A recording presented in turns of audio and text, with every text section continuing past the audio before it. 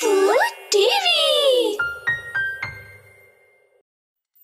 ফৌজি বউ, মা এত কষ্ট করে আমি ছুটি পেয়েছি আর তুমি আমার বিয়ের পেছনে পড়ে আছো।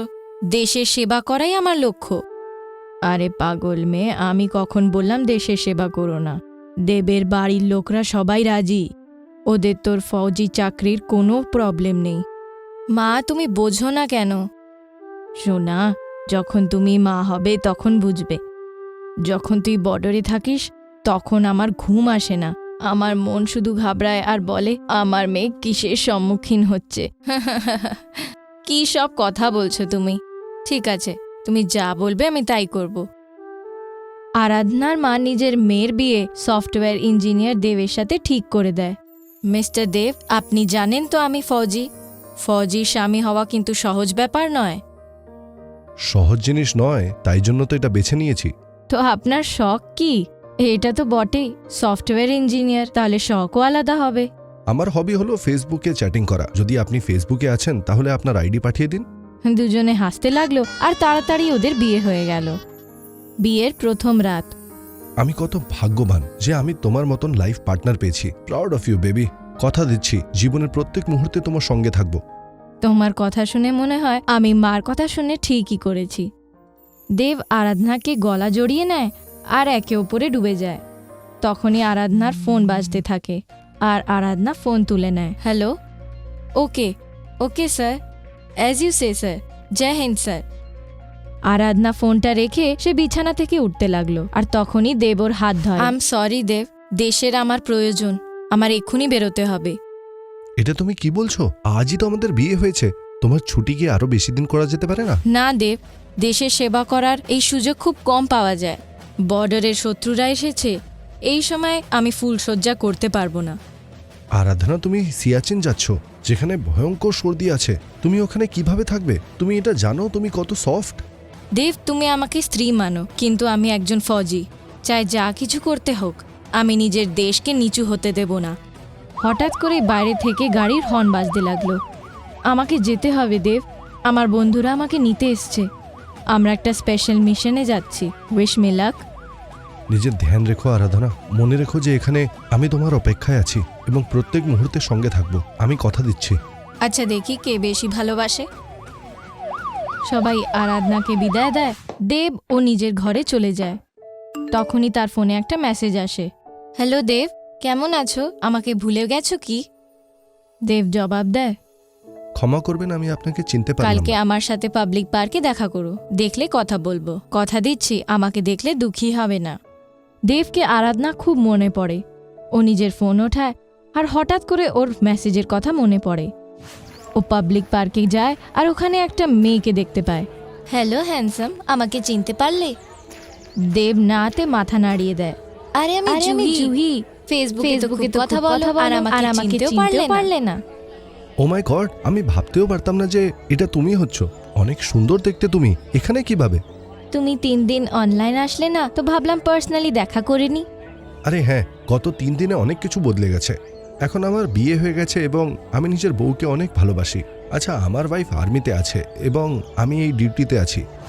জুহি ওর হাত জোর করে ধরে আর হাত টিপে বলে, গ্রেট, বিয়ের পরই ডিউটিতে? যতক্ষণ নাও আসছে আমার সাথে তো টাইম স্পেন্ড করতেই পারো, প্লিজ।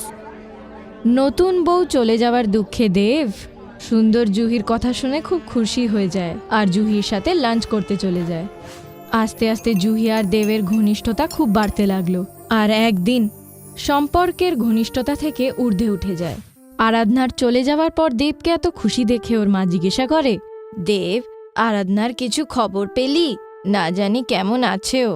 দেশের খুশি রাখার জন্যে নিজেকে বলিদান দিচ্ছে আমার বউ। তখনই ফোন বাজতে লাগলো আর অন্য দিক থেকে আরাধনা বলল, দেব, তুমি কেমন আছো? সব ঠিক আছে, তুমি কেমন আছো? আমার আশপাশ থেকে শুধু তোমার গন্ধ পাই আর আমি আবার জীবিত হয়ে যাই। কি বুঝলাম না আরাধনা, আমি একটু বিজি আছি, কেউ আমার অপেক্ষা করছে, পরে কথা বলবো।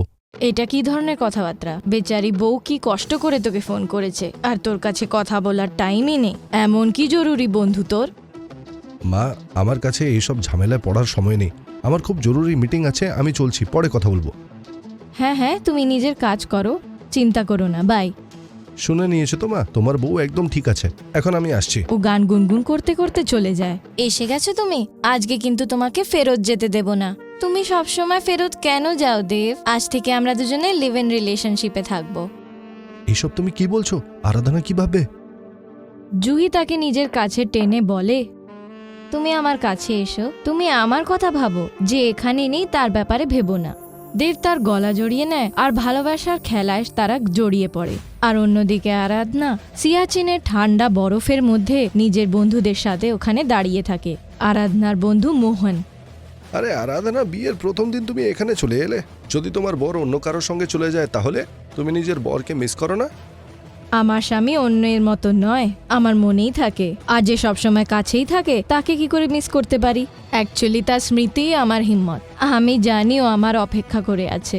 আর তখনই গুলি চলার আওয়াজ পাওয়া যায়। মোহনের মাথায় গুলি লাগে। আরাধনা নিজেকে বাঁচিয়ে ফেলে, কিন্তু তাও গুলি তার হাতে গর্ত করে ফেলে। মনে হচ্ছে দেশের জন্যে মরার সময় এসে গেছে। শেষবারের মতন আমি দেবের আওয়াজ শুনতে চাই। সরি আরাধনা, এখানে সিগন্যাল ডাউন আছে, তুমি এখান থেকে সম্পর্ক করতে পারবে না। ঠান্ডার জন্যে আরাধনার পা নীল হয়ে যায়। শত্রুরা সব সময় গুলিবারি করছিল। স্যার, সামনে কিন্তু শত্রুর জায়গা দেখা যাচ্ছে। আপনি অর্ডার দিলে আমি এটা এক্ষুনি শেষ করে দেব। আমি তোমায় এইভাবে মৃত্যুর মুখে পাঠাতে পারি না, এটা সুইসাইড হবে। স্যার, আপনি আমাকে এটা করতে দিন। অন্তত দেব আমাকে গর্ব করে মনে রাখবে আর আমি আপনাদের বাঁচিয়ে ফেলবো। আমি নিজের স্বামীর জন্য একটা অডিও মেসেজ রেকর্ড করেছি। কথা দিন, আমার মারা যাওয়ার পর আপনি এই মেসেজটা নিশ্চয়ই আমার স্বামীকে পাঠাবেন। ক্যাপ্টেন আরাধনা থেকে ওর অডিও মেসেজটা নিয়ে যায় আর আরাধনা নিজের পুরো শরীরে বম লাগিয়ে শত্রুর বেসে ঢুকে যায়। আর কিছুক্ষণের মধ্যে সব শত্রুরাই ওখানে মারা যায়। দেবের বাড়িতে 1:30টার সময় ফোন আসে। হ্যালো, কে বলছে? মিস্টার দেব, আমি আর্মি ক্যাপ্টেন বলছি। আপনাকে একটা খবর দেওয়ার ছিল। আপনার বউ আরাধনা দেশের গর্ব বাঁচানোর জন্য শহীদ হয়ে গেছে। উনি আপনাকে একটা অডিও মেসেজ দেওয়ার জন্য বলেছিল, যেটা আমি আপনার ফোনে পাঠাচ্ছি। আগের খবর আপনি পরে পেয়ে যাবেন। ও মাই গড, এটা কি হয়ে গেল? আমার আরাধনা এখন এই পৃথিবীতে নেই।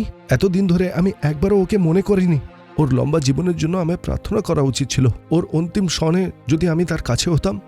দেব ঘরে সবাইকে ডাকে, আরাধনার মৃত্যুর কথা সবাইকে বলে।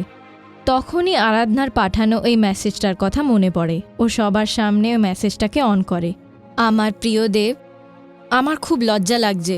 আমি তোমার সাথে বেশিক্ষণ সময় কাটাতে পারলাম না, কিন্তু তোমার গন্ধ, তোমার কথা আমাকে মনে করিয়ে দেয়। জীবনের কথা মনে করিয়ে দেয়।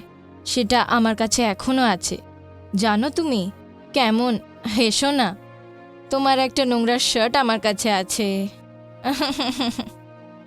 আমি জানি দেব, আমি তোমাকে আর দেখতে পারবো না, কিন্তু তোমার সাথে দেখা করার সেই খেয়ালটা নিয়েই আমি মরতেও রাজি আছি। I love you Dev, I love you. ও আরাধনা, আমি তোমার অপরাধী। যখন তুমি দেশের জন্য নিজের প্রাণ দিচ্ছিলে তখন আমি পুরো সময় মস্তি করছিলাম। আমি একবারও ভাবলাম না যে আমার আরাধনা কিরকম হবে। আর তুমি আমার থেকে জিততে পারবে না। আমি তোমার থেকে মিলতে খুব শীঘ্রই আসবো। সবাই লোক দুঃখে ডুবে যায়। আর্মি আরাধনার বডি নিয়ে দেবের বাড়িতে এসে পৌঁছয়। ডিয়ার ওয়াইফ, তোমাকে কথা দিয়েছিলাম আমি প্রত্যেক পথে তোমার সঙ্গে থাকবো, কিন্তু আমি নিজের কথা ভেঙেছি। তাই জন্য তুমি খারাপ ভেবেছো, কিন্তু দেখো আমি তোমাকে কত ভালোবাসি। দেব ফুল নিয়ে বডির কাছে যায়। সবাই চিল্লাতে থাকে, কারণ দেব আরাধনার বডির কাছেই পড়ে যায়। ডক্টর এসে ওকে মৃত ঘোষিত করে। দেব নিজের ফৌজি বউয়ের জন্য নিজের জীবন দিয়ে দেয়।